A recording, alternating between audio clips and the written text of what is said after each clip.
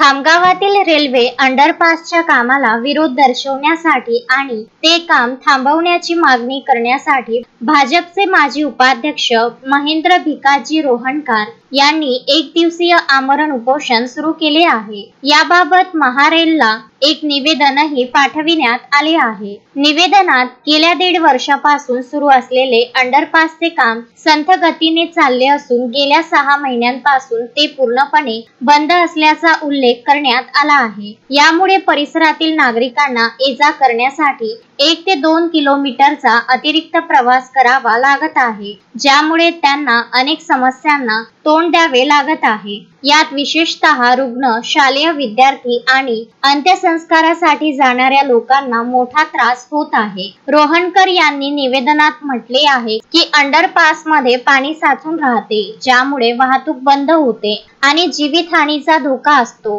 तसेच अंडरपासमुळे शेजारील दुकानदारांच्या व्यवसायावर मोठा परिणाम झाला असून अनेक दुकाने बंद झाली आहेत। या सर्व अडचणी लक्षात घेऊन अंडरपासचे काम थांबवून रस्ता पूर्ववत सुरू करण्याची मागणी रोहणकर यांनी केली आहे। त्यांनी निवेदनाचा गांभीर्याने विचार करण्याची विनंती महारेलला केली आहे।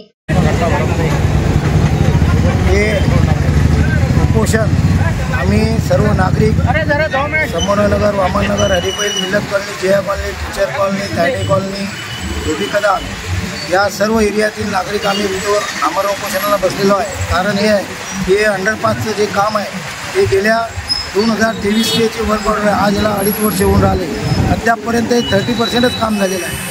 उर्वरित काम 70% या 5 वर्ष या 10 वर्ष करतो का, याला कोणतीही आम्हाला सोयी सुविधा दिलेली नाही। इकडे येणारे शाळेतील विद्यार्थी ते 5 ते 6 शाळा आमच्या इकडं, त्यांना जायला या रेल्वेच्या धक्क्यावरून येणं जाणं करावं लागतं। वास्तविक पाहता रेल्वेचा धक्का अकोल्याचा बंद असल्यामुळे ही वाहतूक भयानक वाढलेली आहे। तिथे कधीही विद्यार्थ्यांच्या जीवाच्या कमी जास्त होऊ शकते। त्यामुळे आम्हाला यांनी कोणतीच अशी जाण्या येण्याची सुविधा केलेली नाही आणि भविष्यात अंडरपास जो विषय आहे हा सक्सेसफुल नाही आहे। आणि अकोला अमरावतीची परिस्थिती दयनीय आहे। येथील पाणी सध्या पूर्ण भरलेलं आहे, त्यात बरेच जणांचा ॲक्सिडेंट झालेला आहे। तरी ही संभाव्य दुर्घटना इथे होऊ नये आणि व्यापाऱ्यांचे जे हाल आहेत, इथले जे दुकानदार आहेत, वास्तविक पाहता दुकानांची परिस्थिती अशी आहे की दुकाने विकावं लागू राहिले, त्यांचा उदरनिर्वाह होऊन नाही राहिला। तरी या अंडरपासचा कुणालाच फायदा नाही आहे, तरी याला त्वरित बुजवण्यात यावे यासाठी आम्ही आमरण उपोषणाला बसलो। धन्यवाद। मोहम्मद फारूक, विदर्भ न्यूज, खामगाव।